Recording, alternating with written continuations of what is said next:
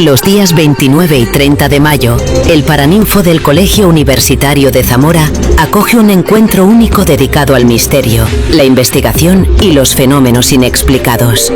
Durante 2 jornadas se darán cita Álvaro Collantes, Miguel Pedrero, Carlos Gabriel Fernández, Nando Domínguez, Miguel Ángel Moyano, Bernardo Turrado, Juanjo López, Marcelino Requejo, Marina Requejo, Iván Pérez Chana, Maica García, Mabel Guerrero y Virginia Refollo.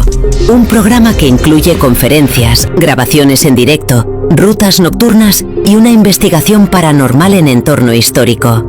Fantasmas, ovnis, símbolos, códigos, augurios de muerte, contactos con el más allá y enigmas históricos formarán parte de este encuentro único. El evento culminará con una mesa redonda abierta al público. Misterio en Zamora. Una cita con lo desconocido.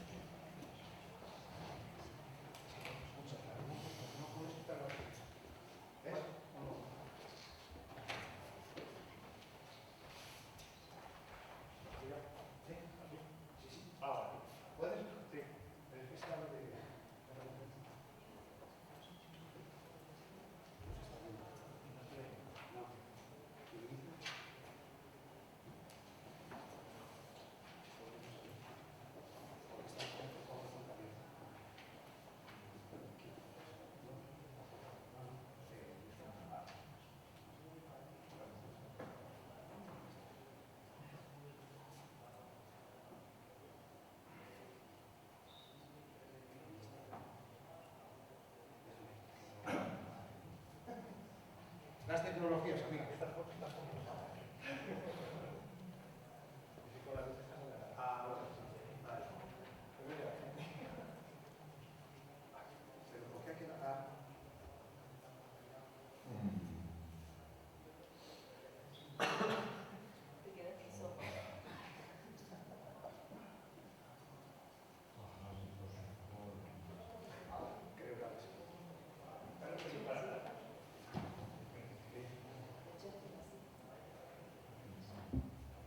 Los días 29 y 30 de mayo, el Paraninfo del Colegio Universitario de Zamora acoge un encuentro único dedicado al misterio, la investigación y los fenómenos inexplicados.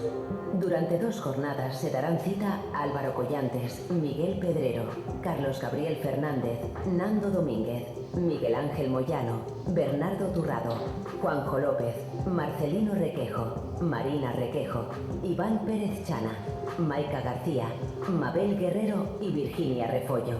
Un programa que incluye conferencias, grabaciones en directo, rutas nocturnas y una investigación paranormal en entorno histórico.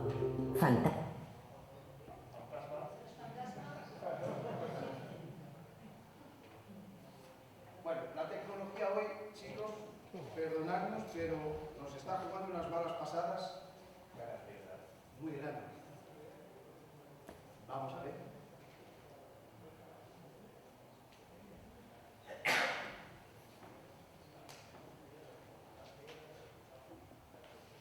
Bueno, lo que vais a ver es el spot que se ha hecho para la red social y que queríamos ponerlo ahí. No vais a ver, si lo veréis.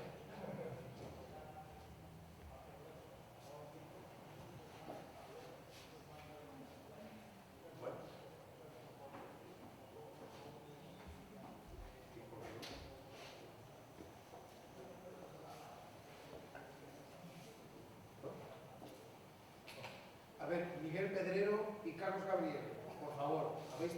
Bernardo, ¿has traído tu material? Sí, está todo en el coche.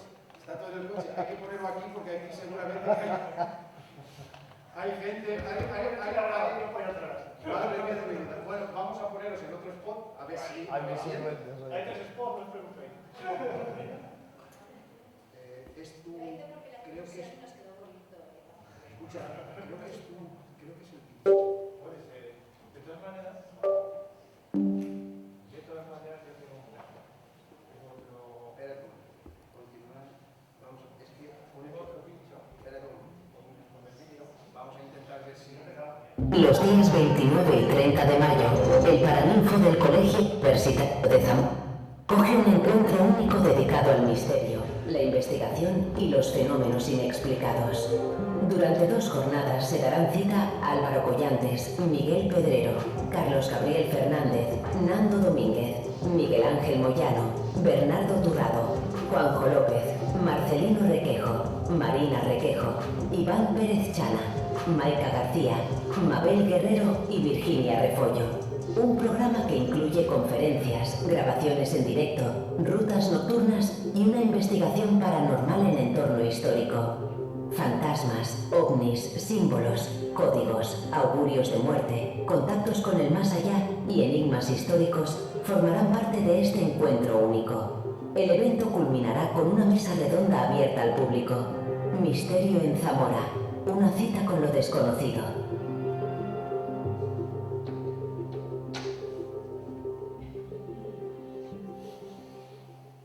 Bueno, parece que ahora sí.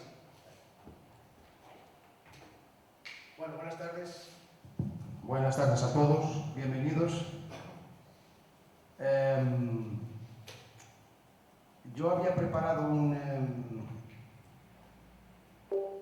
voy a quitarlo por si acaso, no vaya a explotar. Yo había preparado un discurso, pero creo que es mejor, como estamos en familia, yo creo que es mejor pues hablar distendidamente, ¿no?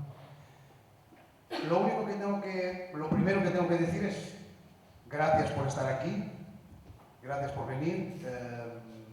Es un placer estar aquí este año y los que habéis estado el año pasado, pues veis que esto, bueno, por lo menos la infraestructura ha cambiado un poquito y vamos a tener invitados de lujo. Creo que van a ser unas jornadas muy interesantes, ¿no? Estáis viendo ahí, María, esto lo traje para ti, ¿vale? ¿Ves?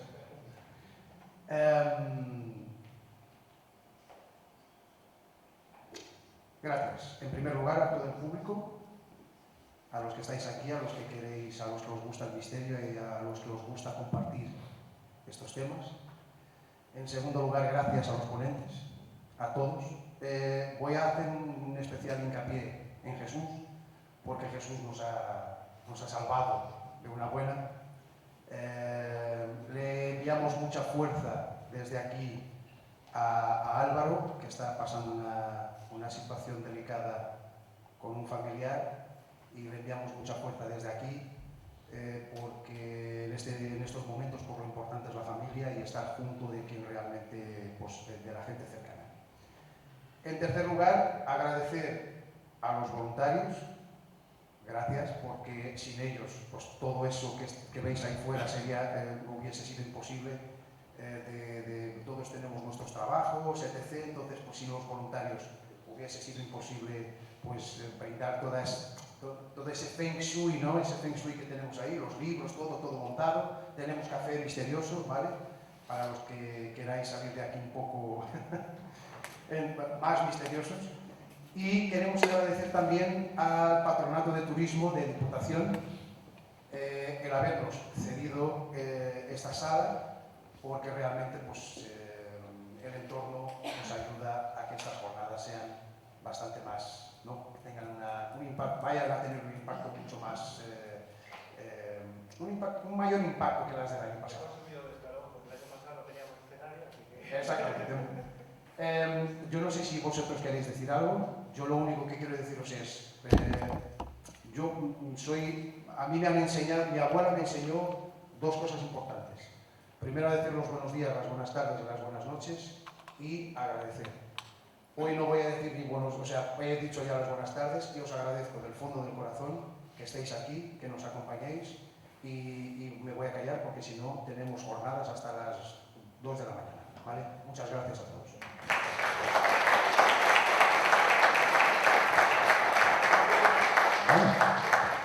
Bueno, ya que me obligan directamente. Aquí nuestro amigo Hugo ha dado las gracias a todos, pero yo sobre todo quiero darle las gracias a ellos dos, porque son maravillosos. Parece que no, pero es un trabajo de mucho tiempo, porque aunque lo veamos ahí, no es así. Aunque lo veamos en 2 días, esto ha sido una currada tremenda. Llevamos días quedando y días trabajando. Así que yo por mi parte os quiero dar las gracias a todos vosotros por hacer posible este evento.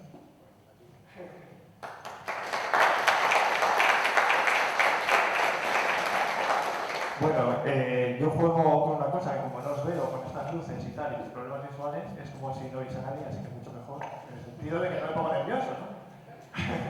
Y nada, pues eso también, agradecer a Marina, a Hugo por este sueño que es esta jornada, ¿cómo es que le llama?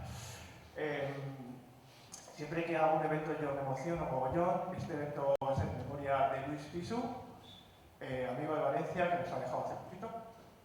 Y bueno, pues creo que el aplauso va para Luis Pisu ahí donde esté, que creo que se merece que lo recordemos por su lucha en el Campeón de Valencia, las jornadas de misterio de la Rambeta de Valencia que hacía y toda esa lucha constante que hacía porque la gente supiese lo que nos están ocultando.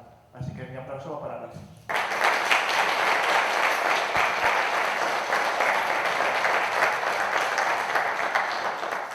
Bueno, hoy vamos un poquito encima del acontecimiento. Os pedimos disculpas porque hemos tenido aquí unos problemas técnicos y bueno, hemos tenido que solventarlos encima del acontecimiento.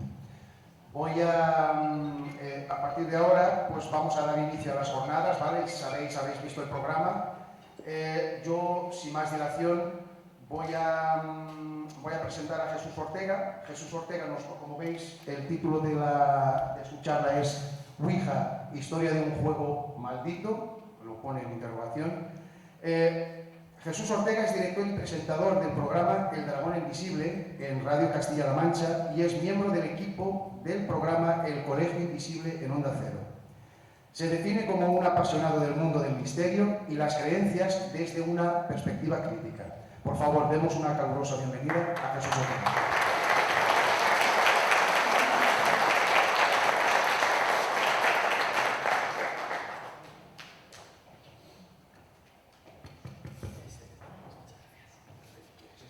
No, que va.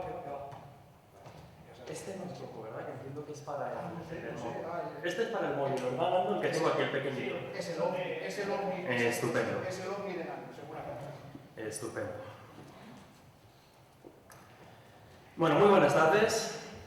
En primer lugar, por supuesto, agradecer tanto a los responsables como a las autoridades pertinentes y a todos los que estáis aquí que hayáis decidido echar esta calurosa y extraña tarde de mayo aquí, por lo menos está un poquito más fresquito y más agradable, escuchando hablar de estos temas, ¿no? Estos temas que ya sea desde una perspectiva más crítica, más racional o desde una perspectiva un poquito más creyente, yo creo que siempre estimulan la imaginación, estimulan también el sentido de la maravilla que decía Carl Sagan, y en el fondo se enfoque desde una perspectiva u otra, al final lo que mueve la curiosidad y el interés es precisamente pues, saber un poquito más sobre el mundo que nos rodea y a veces un poquito más allá.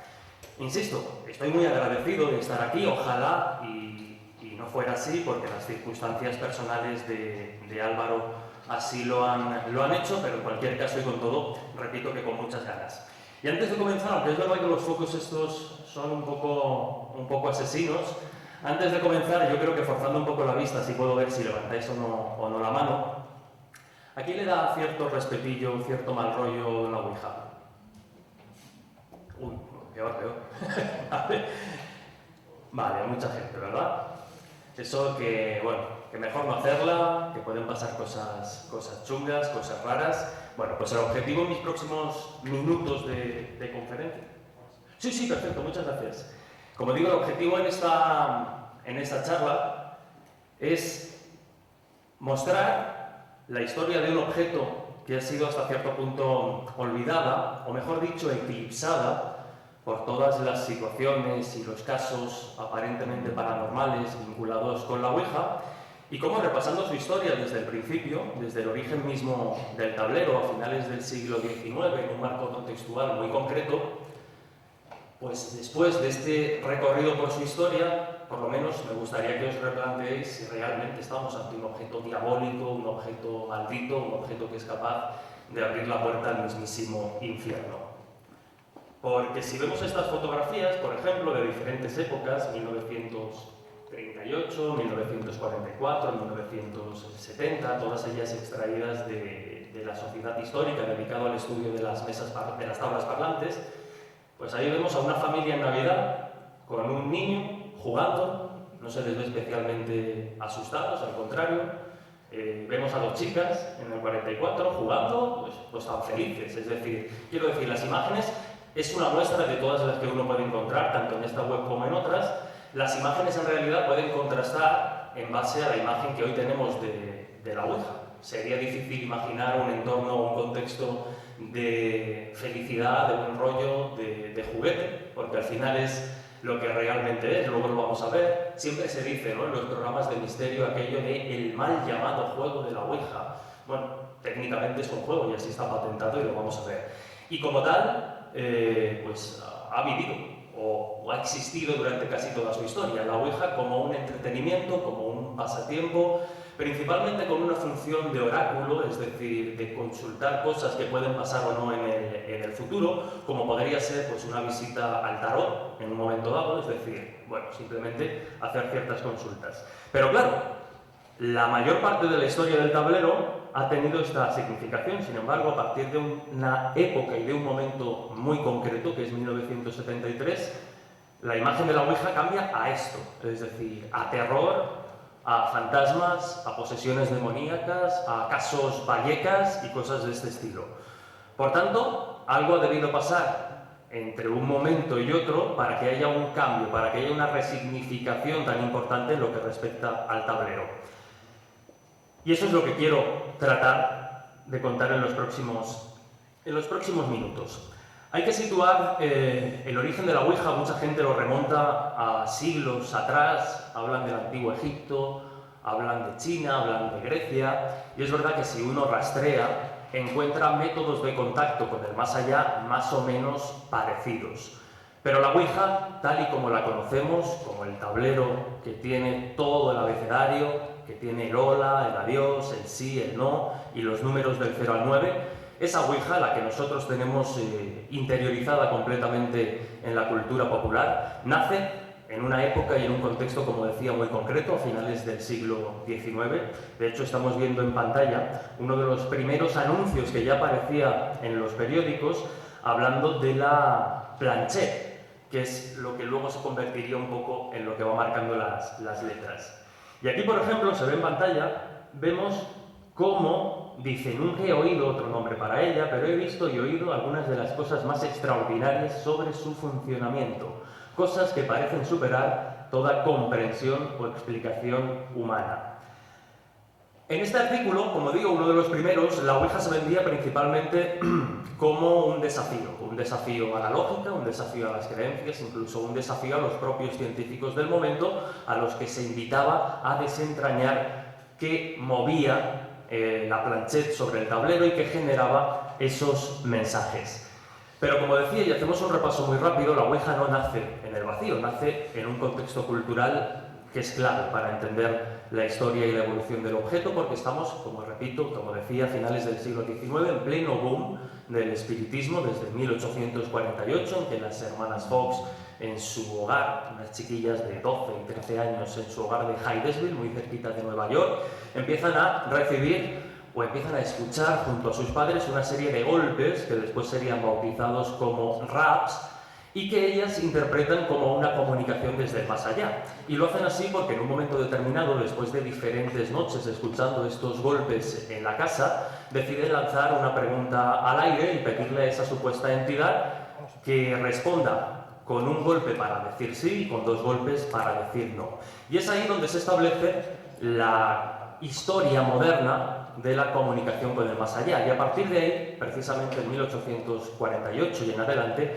empieza a desarrollarse en dos direcciones todo lo que tiene que ver con el contacto con el más allá. Por un lado, desde el mundo del espectáculo, personajes que se aprovechaban de la necesidad de creer y de las esperanzas de determinadas personas para hacer negocio, y personajes que realmente se tomaban en serio el contacto con el más allá y lo estudiaban o lo intentaban estudiar desde una perspectiva científica.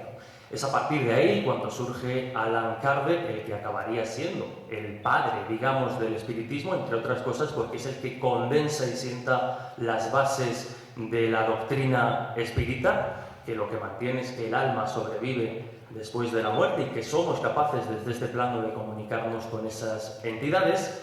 Y como digo, no solo empieza a desarrollarse el espiritismo como corriente filosófica o espiritual, si se quiere, sino que también pues, todas esas inquietudes se van traspasando rápidamente al terreno de la ciencia. Y son grandes nombres del mundo científico los que deciden investigar desde un punto de vista más crédulo, desde un punto de vista más racional, todas estas cuestiones.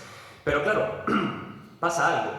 Y es que, como decíamos, la comunicación con el más allá no dejaba de ser algo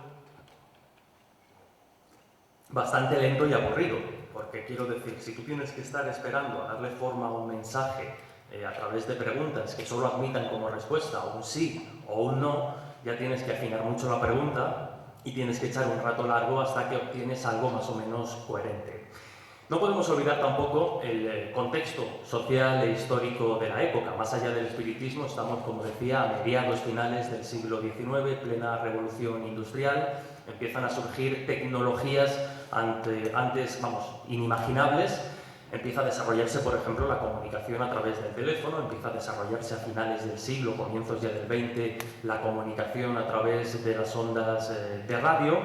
Empieza también a cambiar mucho la perspectiva social y humana. Tenemos, por ejemplo, el descubrimiento, podríamos decir el descubrimiento o la propuesta de Darwin sobre el origen de las especies, es decir, el ser humano, lo que somos. Venimos de un largo y complejo proceso de evolución en el que puede o no puede intervenir la divinidad. Tenemos también, por ejemplo, a grandes filósofos en ese momento como a Nietzsche, que habla de que Dios ha muerto, y lo dice entre otras muchas cosas porque la religión, tal y como la conocían hasta el momento, empieza a perder a pasos agigantados mucha presencia y mucho poder de control.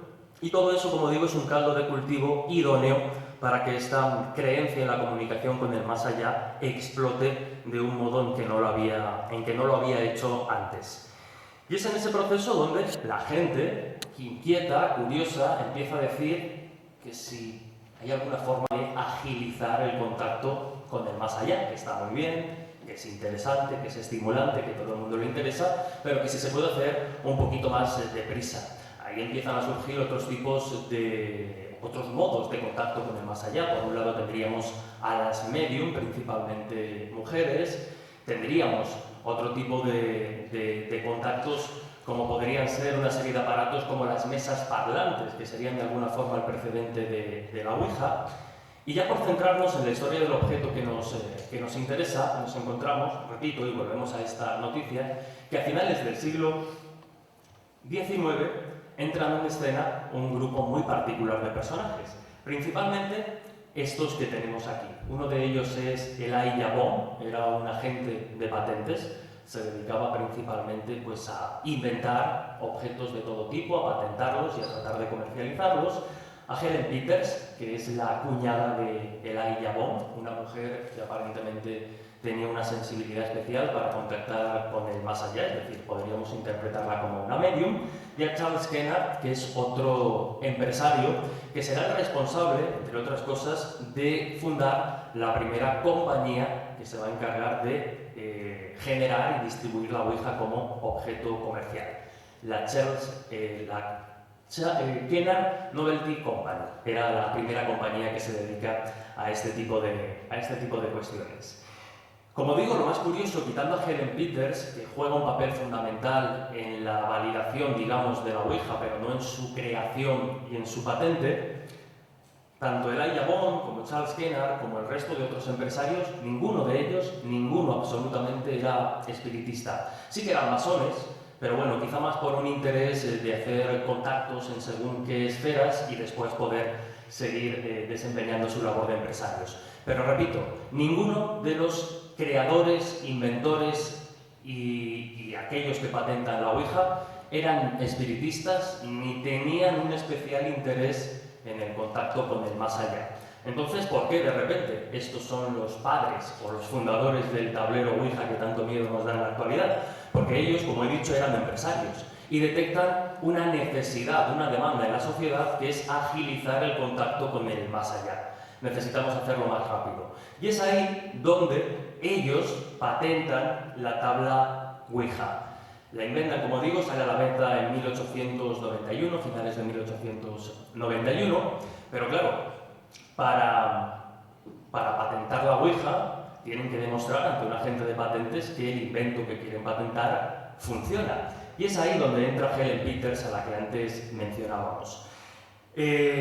Todo esto empiezan a moverlo en diferentes oficinas de patentes y ninguna de ellas les quería dar la patente para el tablero de Ouija. Finalmente, después de insistir mucho, los envían a Washington a una reunión con un agente de patentes de allí, y allí tienen que demostrar, como digo, que la Ouija funciona para obtener finalmente la patente. Y hasta allí que se van Elijah Bond y su cuñada, la que antes citábamos, a Helen Peters. Y tienen que hacer una sesión en la que demuestren, como digo, que funciona. Una pregunta más. ¿Quiénes habéis escuchado más de una vez que Ouija significa sí en francés, oui, y sí en alemán, ya, Ouija? Mucha gente, ¿verdad? Pues lo cierto es que esto no tiene ningún tipo de fundamento. O sea, no es ni falso ni cierto, pero desde luego no tiene fundamento. Es una propuesta que hizo William Full, un personaje que después vamos a comentar, pero también dijo en su momento que Ouija significaba buena suerte en egipcio, tratando de vincular el objeto con unas raíces mucho más antiguas y milenarias. Además, fijaos, que significaba buena suerte, es decir, estamos hablando de que el tablero, dentro de tener un rol negativo o chungo, era todo lo contrario. Pero lo curioso es que lo que la gente de patentes pide a Elijah Bond y a Helen Peters es que cómo se llama el objeto. Ellos dicen que no habían decidido cómo bautizarla, así que deciden preguntarle a la propia Ouija, al propio tablero, que cómo se llama o cómo se denomina. Y diréis, ¿por qué aparece aquí una portada? Es una portada de libro, una colección de trabajos de Marie-Louise Ramet, que en realidad el apodo por el que esta escritora, bastante popular a finales del XIX, el apodo porque el que era conocida era Guida. Y es llamativo porque Helen Peters, la sensitiva que acompaña a Elijah Bond a la reunión de patentes, era lectora, bastante fan, podríamos decir, seguidora de esta escritora y llevaba un medallón con la foto de esta escritora. Insisto, no podemos establecer una relación directa, pero cuando a la Ouija en esa reunión de patentes se le pregunta que cómo quiere bautizarse, aparece esa palabra. Eso es lo que nos cuentan las crónicas del momento. Aparece Ouija. Hay quien ha querido relacionar que a lo mejor lo que se intentó manifestar, dado que Helen Peters era la sensitiva y era fan de esta autora, no era Ouija sino Ouida, que sería fonéticamente muy parecido, cambiando solo una consonante. Es una de tantas posibilidades, pero en cualquier caso lo de sí en alemán, sí en francés es pues un mito popular que ha calado, que tenemos muy asumido, pero que, repito, no tiene una base histórica sólida. Y aquí tenemos la patente, porque hay que decir que la Ouija funcionó, al menos convenció a la gente de patentes para darle el registro, porque después de preguntarle al tablero que cómo debían dirigirse a él, que cómo podrían bautizarlo, lo que le pregunta a la gente es que deletree su nombre completo. Aparentemente, ni Elijah Bond ni Helen Peters debían conocer el nombre de este agente de patentes que es el responsable de patentarla. Pero tampoco debemos ser ingenuos. Yo antes os decía que el oficio principal, tanto de Elijah Bond como de Charles Kennard y el resto de empresarios que patentan la Ouija por primera vez, era precisamente ser inventores. Muchos de ellos eran abogados de formación, pero se dedicaban al negocio de las patentes. Y como decía, no debemos ser ingenuos. Después de tantas reuniones infructuosas en las que no conseguían la patente ni para atrás, pues muy probablemente Elijah Bond se aseguró muy bien de conocer el terreno en el que iba a jugar para conocer la patente. Por tanto, es más factible que se hubiera informado de quiénes eran los trabajadores de la oficina a la que se dirigían para registrar el objeto, a que de repente la Ouija hubiese acertado de pleno al dar su nombre. El caso es que acierta, el agente de patentes queda impresionado y les da la patente. Una de tantas, porque luego habría decenas de versiones, decenas de tablas que con otros nombres trataban de imitar a la Ouija, que se convirtió en una marca comercial en unos pocos años, como vamos a ver. Pero como digo, en la patente vemos cómo funcionaba y cómo además se le da la calificación de juego. Y eso es llamativo porque William Full, al que enseguida os voy a presentar, que es al que se ha bautizado o al que se ha presentado como el padre de la Ouija, aunque realmente es el que más tarde llega al invento, pero se hace con los derechos y consigue popularizar y hacer de la Ouija un objeto de venta masiva.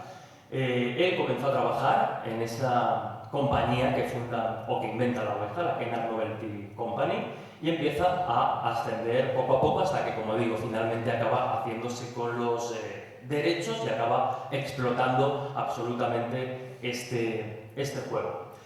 Pero como digo, William Full, cuando ya tiene los derechos, intentó por activa y por pasiva, llevando el tema de la Ouija a los tribunales, que la Ouija no fuera considerada un juguete, sino que fuera considerada objeto religioso, objeto de culto. Pero no penséis que es por una cuestión espiritual de darle a la Ouija una trascendencia que no tenía, no. Era una cuestión puramente práctica y empresarial, porque si en lugar de calificarse o patentarse como juguete se le da reconocimiento de objeto de culto, estarían libres de pagar impuestos. Por tanto, era una estratagema que no acabó de salir del todo bien y se quedó como juguete.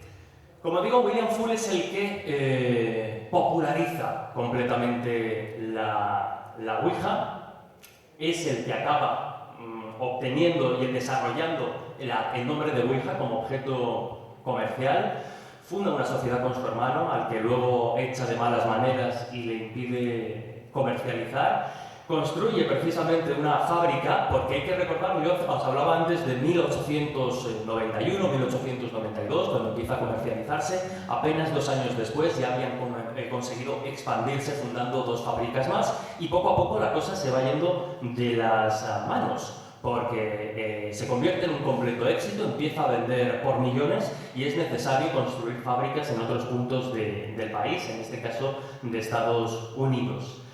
Es curioso porque William Full estaba reformando el tejado de esta empresa en Baltimore unos cuantos años después, cuando se cae del tejado y fallece, pues bueno, en trágicas circunstancias. No fallece en el acto de la caída, sino que es trasladado al hospital y allí fallece a causa de los golpes. Y Y hay mucha gente que dice que esta es la primera víctima mortal del tablero Ouija. Lo cierto es que fue un accidente, pues, maldito, diabólico, como todos los accidentes inesperados, pero no habría que achacarlo a una mala racha de la Ouija. Al contrario, la Ouija, más que convertirse en una maldición para sus creadores, se convirtió en la gallina de los huevos de oro porque les generó pingües beneficios a lo largo de los años. Porque aunque William Full fallece, sus descendientes siguen explotando el tablero, siguen sacando un montón de productos con el nombre de la Ouija, pero que no tenían nada que ver. Se sacan joyas, se sacan aceites, ¿cómo decirlo?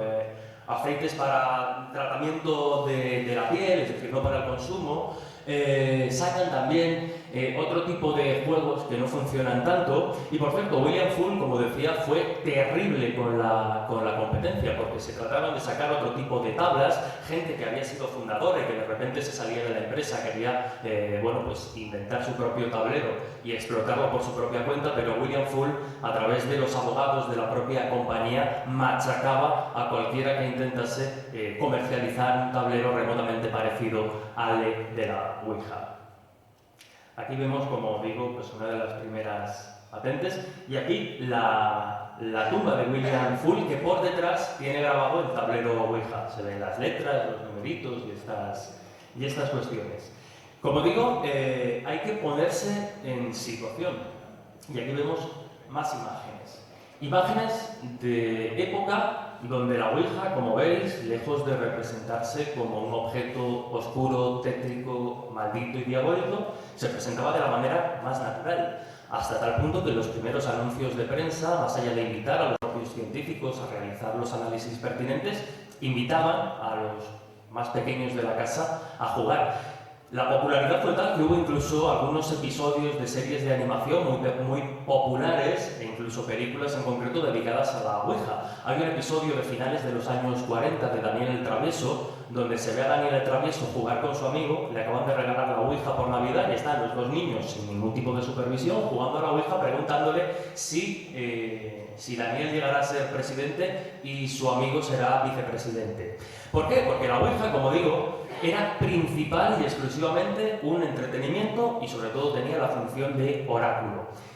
Y como decía, no podemos sacar a ningún objeto de su contexto porque nos perdemos muchas claves a la hora de interpretarlo.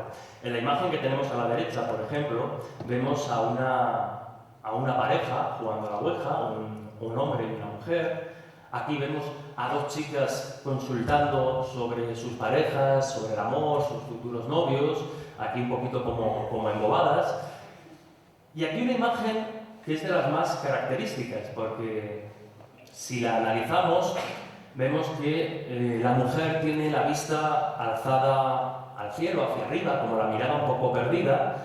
El hombre quizá tiene una mirada, podríamos decir, un poquito más lujuriosa, y ahora vais a entender por qué. Y sobre todo lo que está pasando por debajo de la mesa es quizá lo que nos dé una clave, porque ya ahí vemos como un acercamiento entre comillas más íntimo. No olvidemos, repito, que estamos en plena época victoriana con la moral romántica que se manejaba en aquella época. Es decir, el hecho de que una mujer y un hombre tratasen temas románticos o temas de pareja o de cierta intimidad, había que hacerlo en determinados espacios, con determinados protocolos y sin pasarnos de tuerca. Pero la Ouija, aquí un gran compañero que desde luego conoce la historia del tablero a la perfección, que es el historiador Juan José Sánchez Oro, siempre lo dice, que la Ouija, entre otras muchas cosas, era el Tinder de la época, porque con la excusa del juego, con la excusa de hacer la sesión juntas, pues oye, había ciertos coqueteos, ciertos manoseos, pues ciertos, tocamientos, entre comillas, debajo de la mesa, y permitía, es decir, como la excusa era el tablero Ouija, permitía, pues eso, ¿no?, trascender o transgredir, mejor dicho, ciertas normas sociales del momento, incluso en el apartado más íntimo. Pero insisto, pensemos, y ahora enseguida vamos a ir ahí, pensemos en la imagen de Reagan poseída después de hacer la Ouija y veamos esta imagen. El contraste es brutal. Es verdad que como cualquier objeto de este tipo, de carácter esotérico, de carácter mágico y misterioso, pues obviamente, al margen de que, como estamos viendo en la sociedad del momento, de finales del XIX y comienzos del siglo XX, la Ouija no generaba ningún tipo de miedo o de terror, al final es como todo. Si yo os pregunto ahora si aquí usáis algún tipo de inteligencia artificial, como puede ser ChatGPT, pues probablemente muchos lo usemos para infinitos fines y lo podemos ver como una herramienta más o menos amenazante, pero si uno no se obsesiona con ella no debería haber problemas. Sin embargo, ya son muchos los casos de pues gente que se obsesiona con su inteligencia artificial porque la empieza a usar de psicólogo, porque establece una relación casi mística o de pareja, y vemos como a veces pues ya ha habido suicidios, ya ha habido incitaciones a la muerte por parte de determinados sistemas de inteligencia artificial. Por tanto, es decir, la herramienta como tal no tiene por qué implicar un riesgo para la salud o para la vida, pero si uno desarrolla una aptitud, una dependencia insana y obsesiva con el tablero o con la inteligencia artificial, puede haber consecuencias graves. Es como todo, un cuchillo puede servir para cortar el pan o puede servir para asesinar a una persona. Pues en este caso, insisto, aunque la imagen tradicional de la Ouija realmente no generó durante casi 80 años episodios oscuros, episodios tétricos o episodios desconcertantes, pues alguno encontramos en su trayectoria. Y es, por ejemplo, el que tiene que ver con esto que estamos viendo en pantalla. Estamos en el Cerrito y allí la prensa nos habló de un episodio de Ouija manía. Nos tenemos que ir a comienzos de 1920, y aquí, en esta localidad del Cerrito, los medios de comunicación hablaron de que todo el pueblo había quedado seducido por la Ouija y que estaba completamente obsesionado. No es del todo cierto, pero sí que hubo un episodio bastante desconcertante, y es que una madre había perdido a su hija en un accidente de tráfico. La habían atropellado y el conductor se había dado a la fuga. No fueron capaces de identificarlo, por tanto, no fueron capaces de juzgarlo y que el asesino de su hija respondiese ante la justicia. Entonces, lo que hace esta madre es empezar a hacer la Ouija precisamente para preguntarle al tablero la identidad del conductor que ha atropellado a su hija.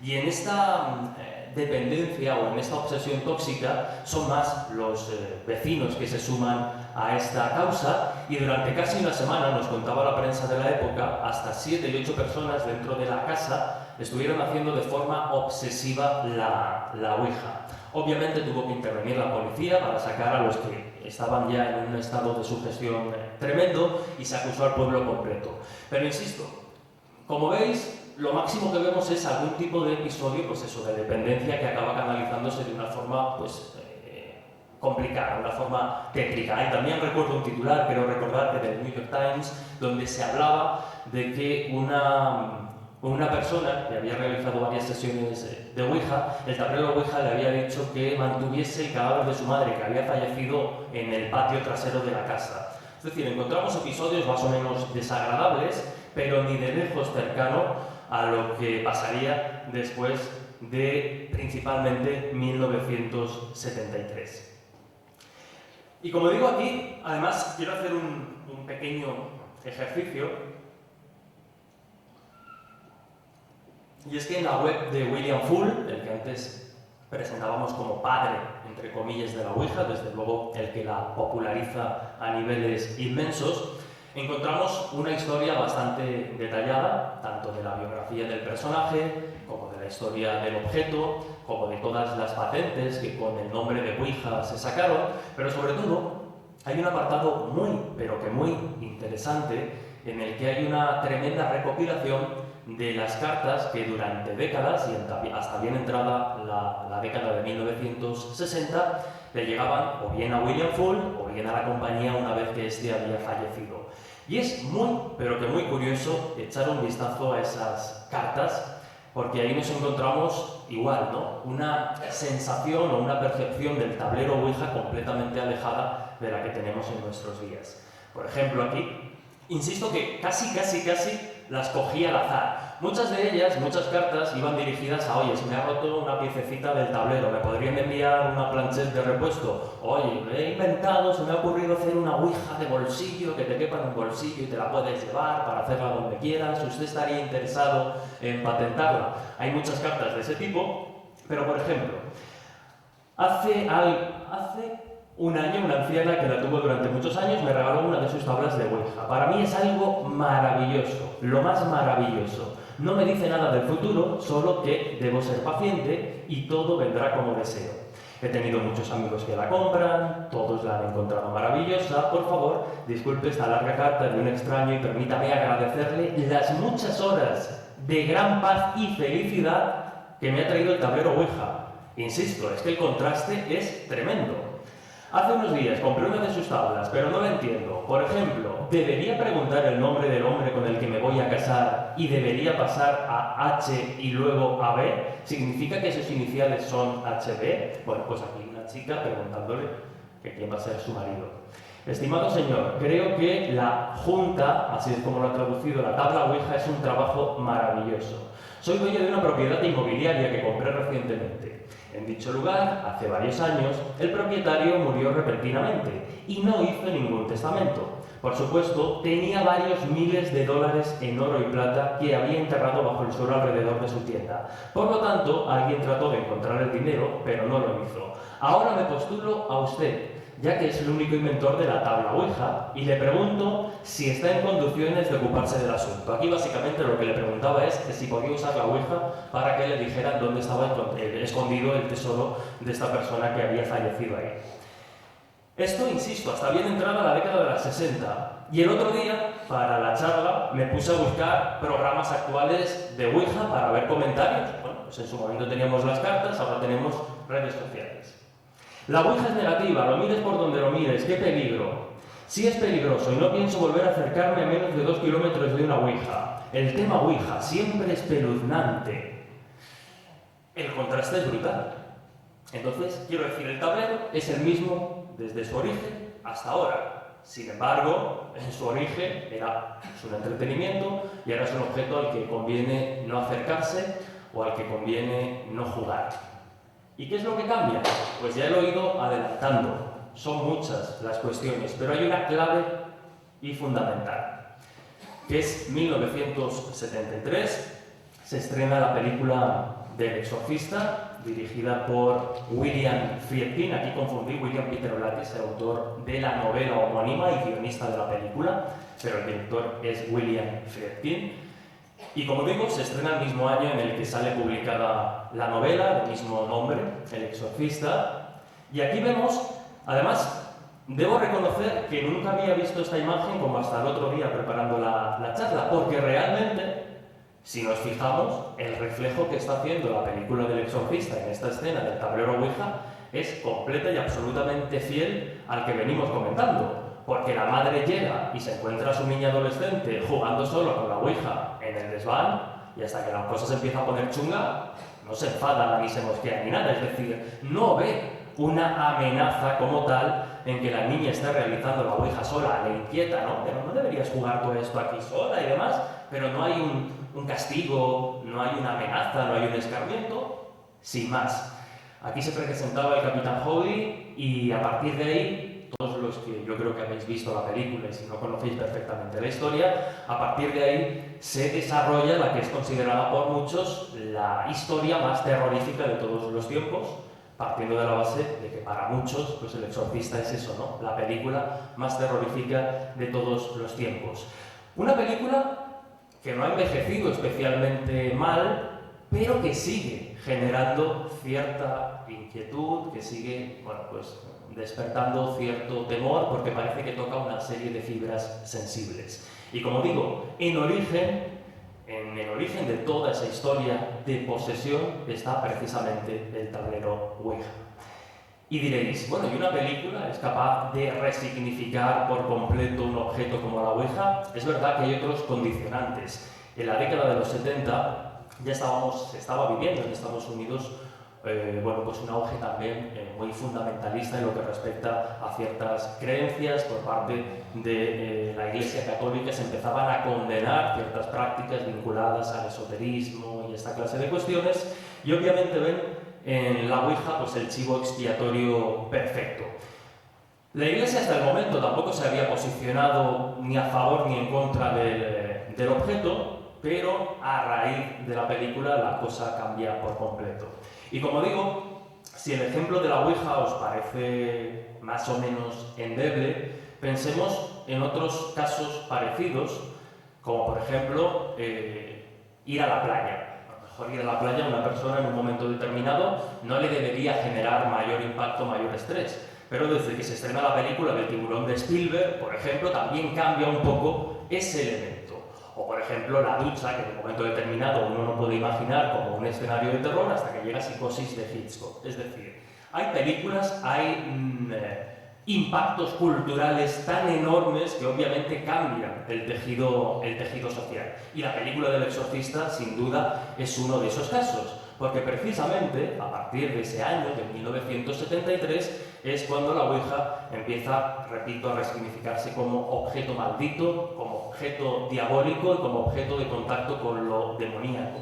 Y a partir de ahí, unos cuantos años después, pues tendremos casos como el caso Vallecas, que nunca entendí muy bien por qué se vinculaba directamente a la Ouija, porque siempre se nos vende el relato del caso Vallecas como que Estefanía Gutiérrez Lázaro hace la Ouija y muere al día siguiente. No quiero tratar el tema con frivolidad porque hay una muerte de por medio y eso siempre es trágico, pero la realidad es que hace la Ouija y muere casi un año después. Por tanto, es como si yo estoy hablando hoy de la Ouija y de aquí a unos meses me da un chungo y decimos que es que me ha dado el chungo porque me he estado riendo del objeto. Es decir, establezcamos también una relación causa-efecto más o menos coherente. Pero no solo el caso Vallecas, son otros tantos los que encontramos vinculados con la Ouija como objeto maldito, pero sobre todo en el cine, ¿no? Es donde empieza a explotarse esta cuestión.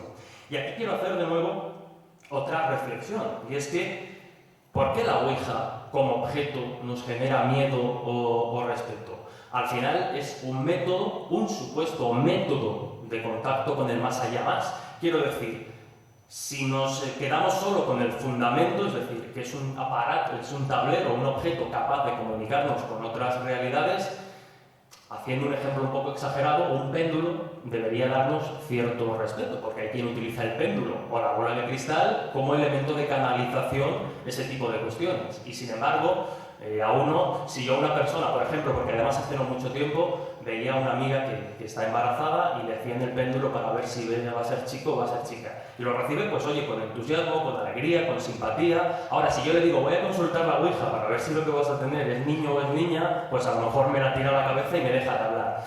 Pero no sé si entendéis el contraste que quiero establecer. Es decir, las psicofonías, por ejemplo, pueden dar más o menos yuyu, pero cuando uno experimenta con ellas, le genera cierta inquietud y decir, a ver qué va a salir. El péndulo, el tarot, la bola de cristal, son todos elementos de más o menos utilidad en el contacto con el más allá. Y sin embargo, la Ouija, que es un formato más para experimentar esa comunicación, genera un pánico terrible. Incluso en aquellas personas que no creen en este tipo de cuestiones, te dicen, bueno, no me da miedo, no creo, pero me da cierto respeto. Pero claro, yo hasta aquí he argumentado esta cuestión en lo cultural, en lo histórico. Pero es que la ciencia también tiene mucho que decir en lo que respecta al tablero Ouija. No sé hasta qué hora tengo, porque... ¿Hasta qué hora tendría, Nando, más o menos? Por dejar un turno de preguntas, hasta y media con preguntas incluidas estaría bien. Sí, más o menos. Venga, perfecto. Pues entonces, no voy a dar mucho la turra con la ciencia, pero sí unos cuantos ejemplos interesantes. Hombre, ya me ha recortado 10 minutitos, pero bueno, lo intento. Lo intento, no hay problema. Como decía, en sus inicios son muchos los científicos que se interesaron ya no solo por la Ouija, sino por otro tipo de objetos. Y por ejemplo tenemos a Michael Faraday, desde luego, pues, un científico que ha pasado por méritos propios a la historia de la ciencia. Michael Faraday no investigó directamente el asunto de la Ouija, pero sí las mesas giratorias, que para el que no conozca el concepto de mesa giratoria era igual, un método de contacto con el más allá, en el que, parecido a la Ouija, normalmente una mesa camilla redonda de 2-3 patas, pues los participantes en la sesión se ponían alrededor de la mesa, posaban suavemente sus manos sin ejercer demasiada presión y a partir de ahí la mesa bailaba, levitaba en algunos casos decían, pero principalmente hacía movimientos muy bruscos partiendo de la base de que los participantes no estaban ejerciendo presión. Y ahí lo que hacían es que en función de la pata en concreto se numeraba pata 1, 2 y 3 y en función de los golpes que daba le correspondía una letra en el abecedario. Claro, vuelvo a lo mismo que comentaba al principio, para formar un mensaje así, libérate la tarde y échate un café tranquilamente porque hasta que sacas un mensaje dado con la patita contando que sumo la A, la Z y la B. Pero bueno, el caso es que hasta que la Ouija llega, la mesa parlante era uno de los más populares. ¿Y por qué tiene relevancia en lo que respecta a la Ouija? Porque el fenómeno que movía la mesa parlante está también en el origen de los movimientos que se generan sobre el tablero de la Ouija. Como digo, Faraday hizo una serie de experimentos por aligerar un poco esta cuestión y llegó a la conclusión, él poniendo a un grupo de control para investigar las mesas parlantes, él llegó a la conclusión él diseñó un aparatito en el que si primero se movían las manos de los participantes, se dibujaba una línea en una dirección y si lo que primero se movía era la mesa, la línea aparecía, ¿no?, dibujada en la gráfica en la dirección contraria. Y él en todos los experimentos que hizo, incluso uno en el que no permitía a los participantes casi mover las manos, en todos los experimentos que hizo es que el movimiento de los participantes siempre era anterior al movimiento de la mesa. Si uno asume que esa mesa la están moviendo los espíritus, la mesa debería moverse antes de que yo mueva la mano, pero si yo muevo la mano y es entonces cuando la mesa se mueve, uno puede estar canalizando una fuerza del más allá, uno puede estar más o menos convencido, pero lo que tenemos aquí es que la mesa no se mueve antes que los participantes, por tanto el movimiento lo genera directamente el participante. Esto no se definió del todo ahí, pero nos habla del efecto ideomotor.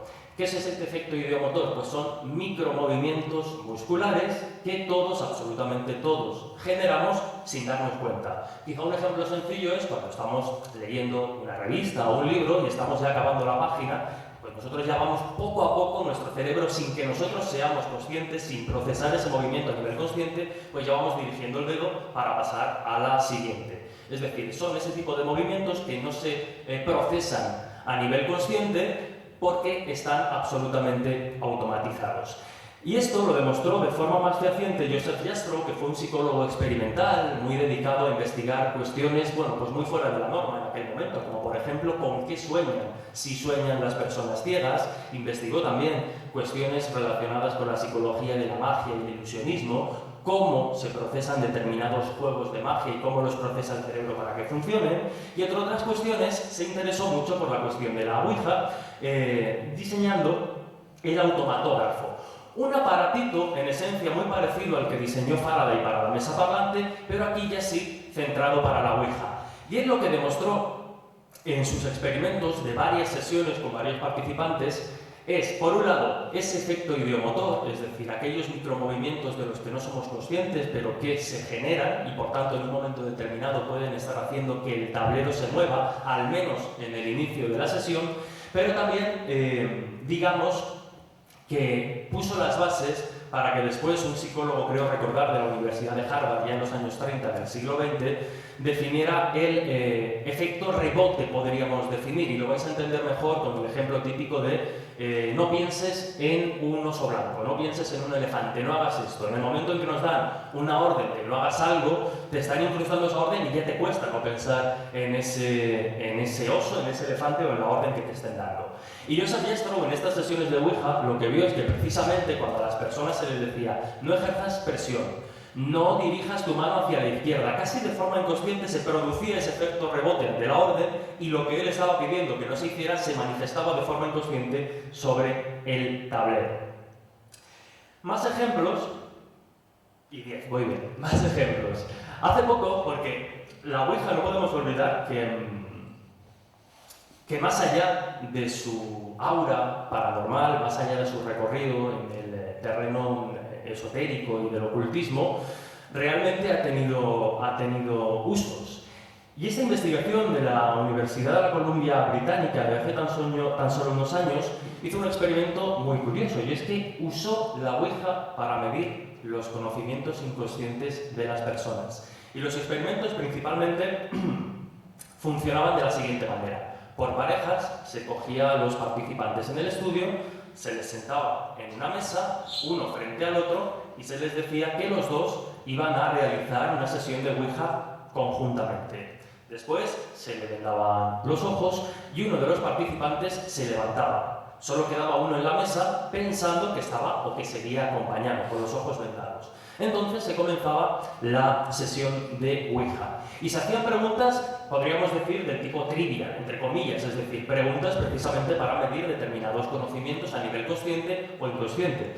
El resultado lo estáis viendo ahí, mayor acierto, un 65% que respuestas conscientes. Me lo invento, una pregunta sencilla, ¿cuál es la capital de Francia? Pues uno, por norma general, diría París. Pero lo que demostró este experimento es que ante preguntas que conscientemente una persona no sabía responder, cuando hacía o se hacían en este experimento pensando que estaba haciendo una sesión de Ouija junto a otro compañero, esa pregunta que conscientemente no había materializado se materializaba. Por tanto, había un conocimiento inconsciente al que a través de la Ouija, entre comillas, se podía acceder. También demostraron, y esto es importante porque por norma general las Ouijas, hombre, uno la puede hacer solo si lo quiere, no es lo más recomendable si es sugestionable, pero por norma general se hacen en pareja o en grupo. Y este experimento demostró que cuando estaban las dos personas, porque luego el experimento se replicó de otra manera, el participante hacía la sesión de Ouija primero solo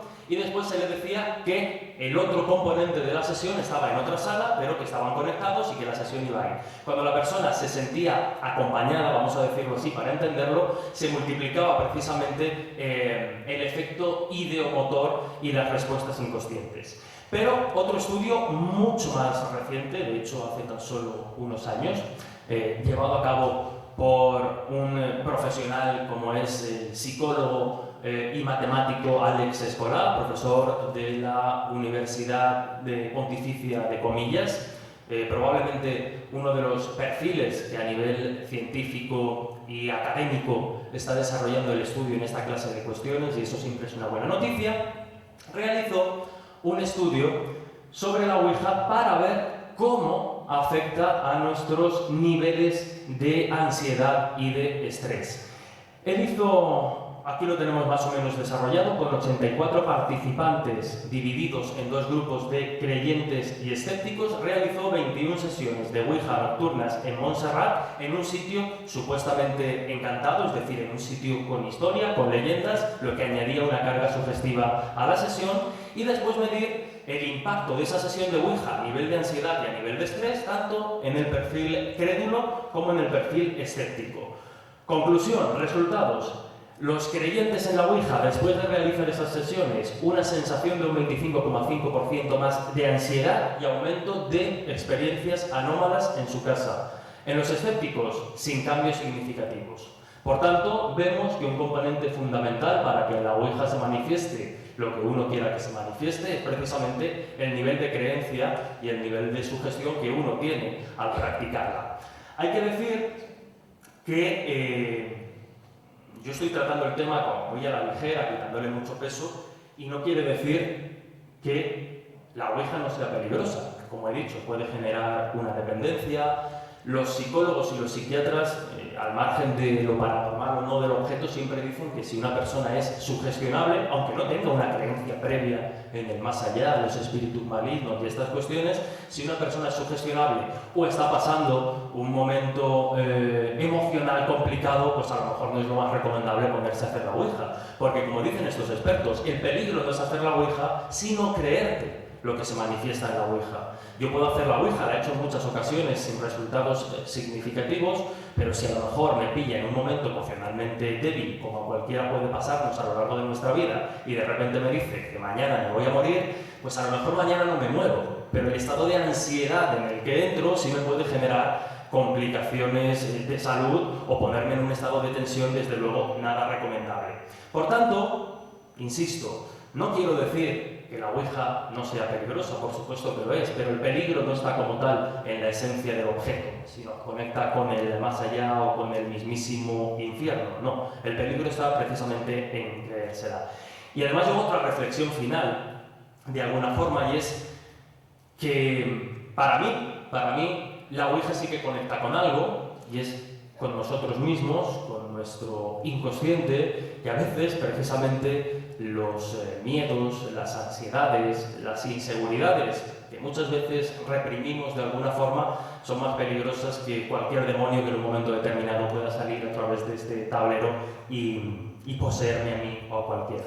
Por tanto, y como veis casi lo he clavado para que haya alguna pregunta si procede. Por tanto, como decía al principio, aquí cada uno es libre de creer de una forma u otra en la Ouija. Estoy convencido de que seguro incluso algunos o algunas tenéis experiencias con la Ouija que no son nada agradables y que si después queréis comentarme yo estaré encantado. Pero como digo, sí que quiero llevar como mínimo a la reflexión de que si entre 1891, que es cuando nace de forma y se comercializa de forma oficial la Ouija, hasta 1973 pasan prácticamente 80 años. Por cierto, decir que la Ouija, no lo he comentado antes, vendió más que el Monopoly y el Rix durante muchos años. Pero como digo, si analizamos su contexto, su historia, vemos que entre el 91 y el 73, más de 80 años, tenemos que la Ouija es un objeto, sin más, un pasatiempo que puede generar más o menos curiosidad, pero que no genera problemas. Y es a partir del 73 hasta nuestros días, es decir, 50 y poquitos años, cuando empieza a generarse esa imagen incómoda, oscura, tétrica y peligrosa de la Ouija. Temporalmente gana la imagen que habla de la Ouija como un juego. Pero, como digo, por lo menos espero que con este repaso a su historia más o menos desconocida, pues nos lleve a reflexionar sobre un objeto que efectivamente parece estar maldito, pero cuya historia, pues de alguna forma, nos demuestra lo contrario. Así que, muchísimas gracias.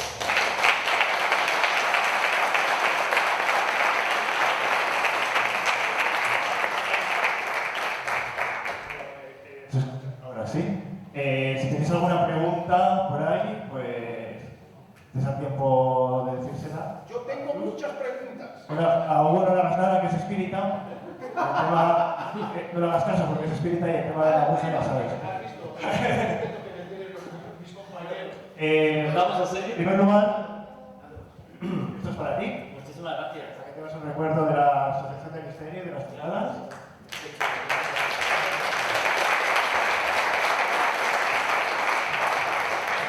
Vamos a hacer una pregunta.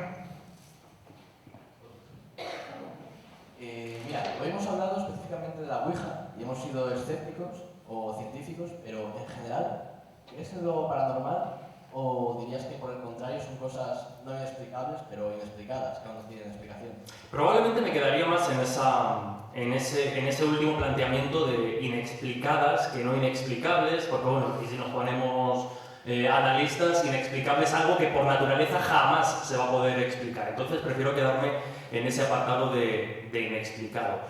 Y no es que no crea o deje de creer en lo paranormal, sino que creo que antes de etiquetar algo como paranormal, desde mi humilde punto de vista, yo no soy de formación científica, soy periodista, interesado en estas cuestiones, pero lo que voy, por lo que he podido hablar con muchísimos especialistas de diferentes disciplinas, es que antes de acudir y de etiquetar algo como paranormal, hay que eliminar antes cantidad de posibilidades, muchas veces que ni siquiera nos planteamos, precisamente por desconocimiento, ¿no? En determinadas áreas del saber, como puede ser la psicología, la neurología, la psiquiatría, la física, en fin, mil cuestiones. Por tanto, no diría tanto, por supuesto me califico y muy orgulloso como escéptico, pero sí como exigente. Es decir, antes de colocar la etiqueta de paranormal, de esto se nos escapa completamente de cualquier explicación racional, creo que hay que rascar muy mucho y con ganas para tratar de descartar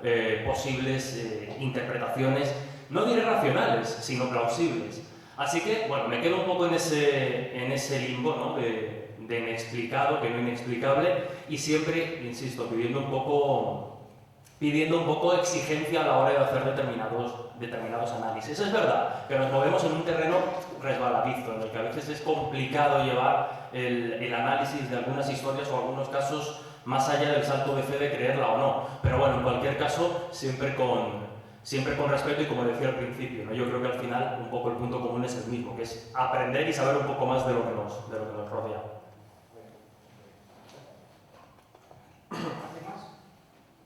Yo voy a hacer mis preguntas. Quiero hacer muchas, ¿eh? No, venga, animaros, ¿no? Hola, yo sí quería preguntarle si existe algún caso constatado de averiguación de algo desconocido. Por ejemplo, ¿quién atropelló a ese niño, a la madre que estuvo buscando? Si se ha dado el caso de poder encontrar al culpable o algo buscado realmente desconocido a través de una respuesta certera. Pues hay un caso que es el del secuestro de Aldo Moro en la década de los 40, ¿no, Miguel? Aproximadamente, 40, 50, 70, pues fíjate. A lo que voy es que sí que hubo a través de una sesión de Ouija, parece que la sesión confirmó el sitio exacto donde había estado este personaje político, digamos. Aunque también forzando un poco la explicación racional, hay quien planteó la posibilidad de que se utilizó la Ouija para dar una información sensible, una información bastante sensible, porque estamos hablando de un secuestro político de alto impacto, para no señalar fuentes directas. Es decir, como yo no puedo involucrarme en este caso, porque si digo que sé dónde está, obviamente van a pensar que estoy involucrado, digo que ha sido a través de la Ouija, pero ese caso estaría ahí. Sí que hay que decir una cosa importante, y no lo he comentado en las explicaciones científicas y con esto ya termino. Otra cosa bastante llamativa y demoledora en lo que respecta a la Ouija es que la Ouija solo es funcional cuando los participantes están viendo el tablero. Es decir, solo forma mensajes coherentes mientras nosotros estamos viendo las letras y el tablero. Se han hecho experimentaciones de Ouija ciega en las que electrónicamente se marcan las letras y los números, se le da la vuelta al tablero y entonces empezamos a mover. Claro, en el momento que los participantes no ven las letras, no sale ningún mensaje coherente. Por tanto, ya nos está dando una pista más de que hay un elemento muy humano en la sesión. Pero bueno, ya digo que sí hay casos en los que aparentemente se ha manifestado una información bastante difícil de saber y por tanto tenemos ahí un enigma. ¿Cómo se resuelva? Ya digo, uno puede decantarse por la vertiente más paranormal o más inexplicada o irse a cuestiones muchas veces, a veces la explicación racional es casi más enrevesada que la paranormal, pero bueno, siempre hay que moverse un poco en ese abanico. ¿Alguien más? Comentaste que has hecho una... Y yo he hecho varias ouijas, sí. Cierra el micrófono, hija.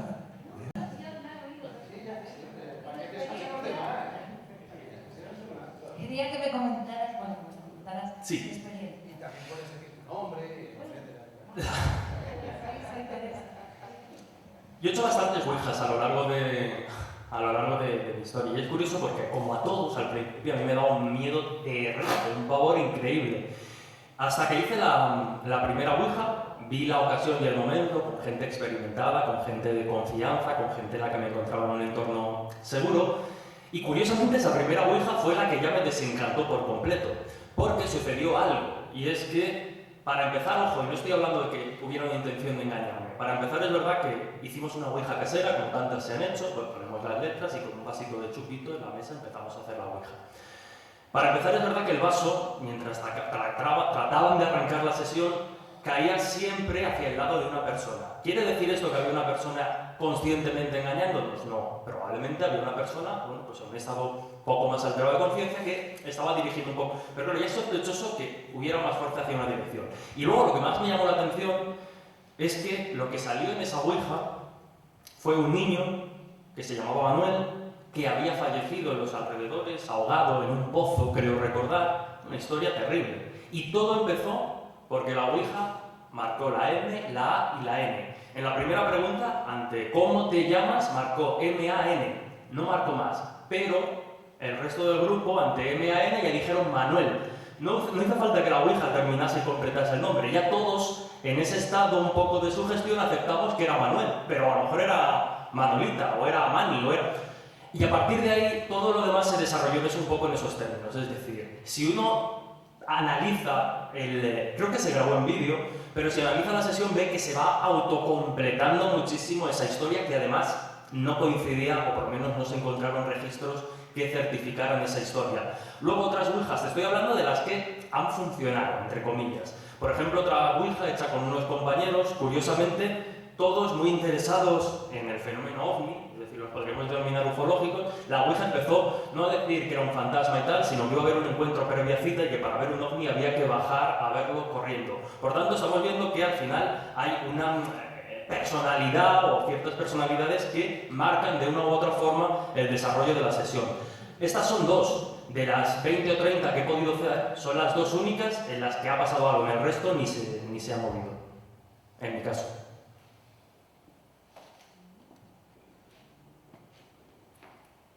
¿Nadie más? ¿No? ¿Puedo hacerte una pregunta? La pregunta final. Pero es de agradecer que yo como espírita y todos los que estamos aquí, a ver, Nando, hoy es muy complicado discernir lo que es o lo que no es verdad, con la inteligencia artificial, etc.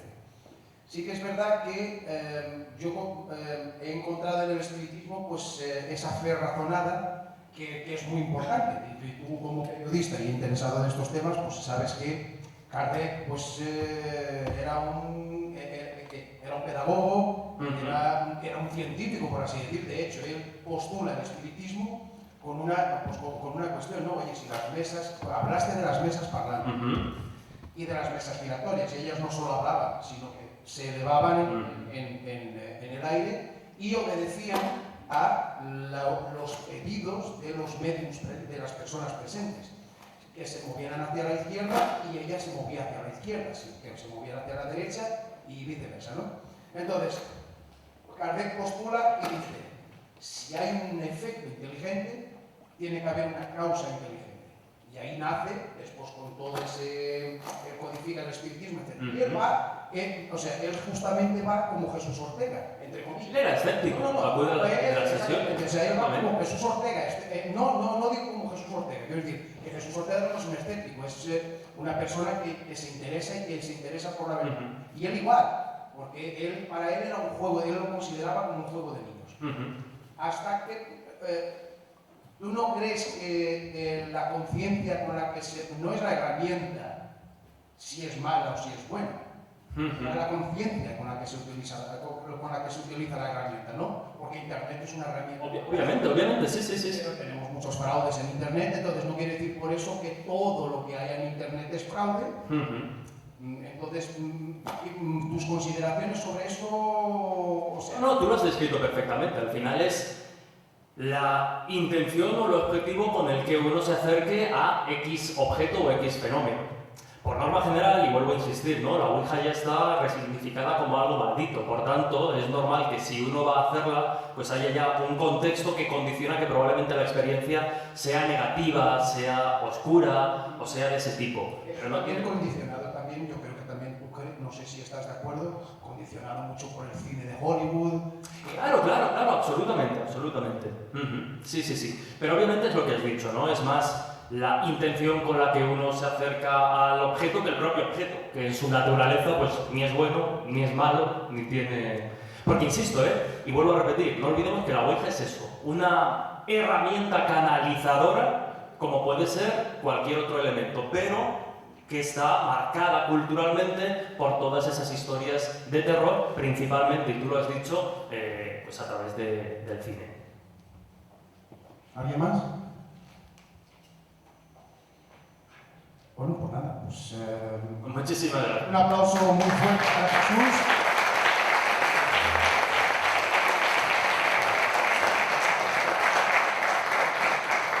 ¿Hay alguien que nos pueda hacer una foto, por favor? María. Nando. ¿Dónde está nuestro fotógrafo? Fotógrafo oficial, por favor. Ah, también es. Porque estamos muy empleados. Pues hago una cosa. A ver, nos ponemos aquí. De momento no puedo poner.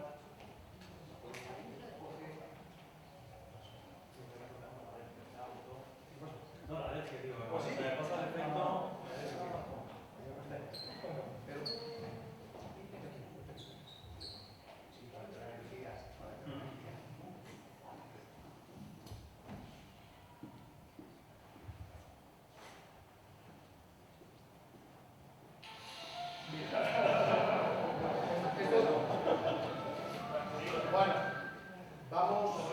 Vamos a hacer una pausa hasta las 18:50, ¿vale? Podéis tomar un cafetito, podéis comer lo que queráis. Y tenemos al fondo, ¿vale?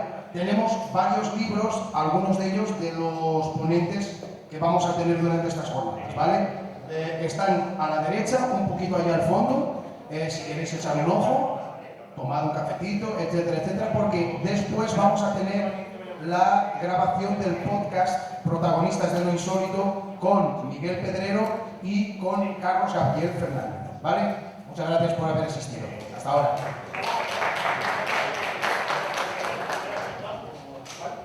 18.